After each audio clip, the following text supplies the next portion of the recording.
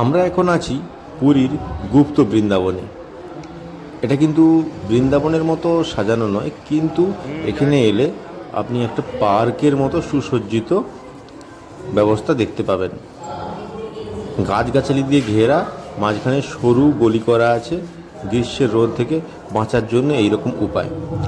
আর পার্কে যেমন বিভিন্ন কিছু অ্যামিউজমেন্টের জন্য থাকে, এখানে রয়েছে বিভিন্ন দেবদেবীর মূর্তি এবং ছোটোখাটো মন্দির।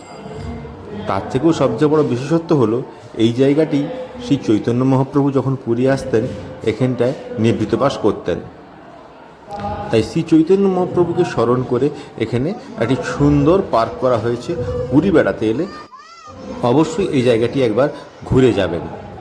গুপ্ত বৃন্দাবন পুরীর একটা অন্যতম আকর্ষণের মধ্যে একটি। শ্রী চৈতন্য মহাপ্রভুকে স্মরণ করে তৈরি করা এই পার্কটি ভালো না লেগে উপায় নেই। যারা যারা অলরেডি এখান থেকে ঘুরে গিয়েছেন কমেন্ট করে জানান গুপ্ত বৃন্দাবন কেমন লেগেছে আপনাদের।